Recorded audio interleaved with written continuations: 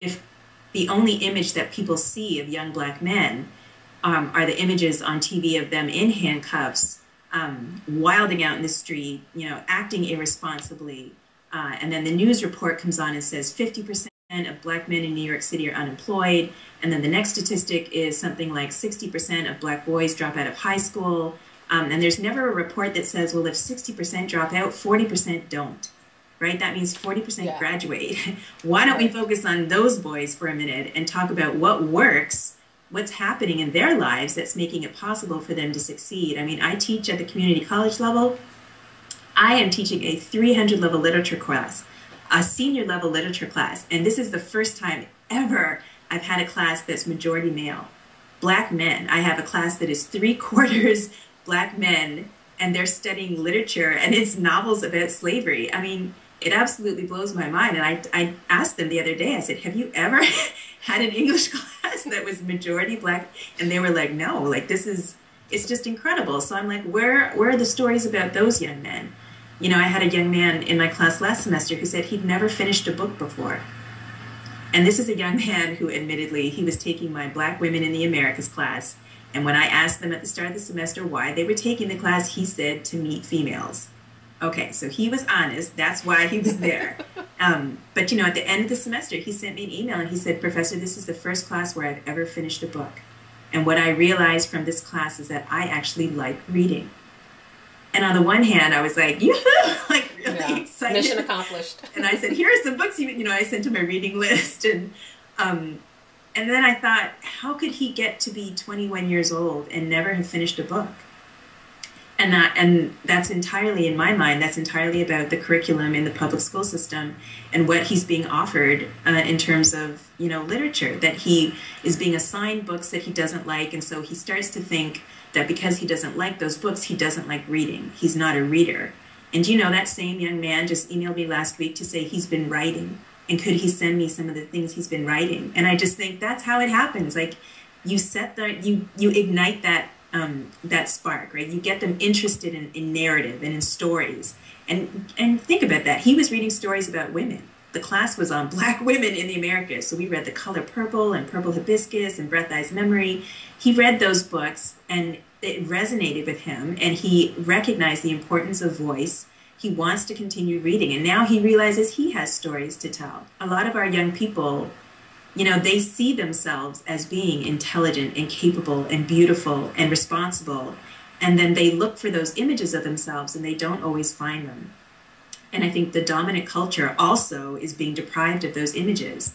And so it becomes extremely difficult for them to look at, for many of them, to look at President Obama and see someone who is decent and courteous and brilliant and articulate. And to them, that's an aberration.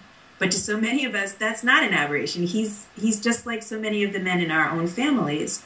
So I think it's a case of misrecognition. And I think if we had a wider range of images out there, then it wouldn't be so shocking. So many African-American young men are being represented as deviant and criminal and as being something other than human and humane and compassionate and sensitive and feeling. And part of this is around representations of masculinity generally in this country.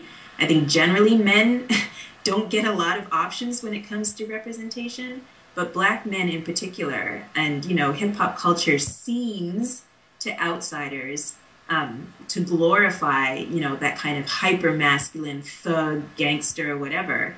Hip-hop isn't just about that. There's more going on, but that is the dominant image that gets circulated. And so people see that and think, oh, of course he's got something in his belt. Of course he's concealing something. Of course he's out there, intending to do harm to somebody else. And then the reaction, Zetta, the reaction from people nationwide, it seems like there's a split reaction, which really is troubling to me. I wish it were just a split. I feel like the splintering and the fragmentation over the response to this almost is almost more discouraging, because you do have just the rabid racists who are like, well, of course he would think that, and of course this kid jumped him, and he was just defending himself, and if he didn't stop this kid, you know, something else would have happened down the road. He was doing us a favor, et cetera, et cetera. But then there are the people who won't come out and say that when they see a young black man wearing a hoodie walking down the street, they're scared too. Right? They don't want to admit that they have these preconceptions that they know are irrational. They know that they're irrational, and they don't want to admit that that's how they feel. Racism is a lot about fear, and it's about anxiety.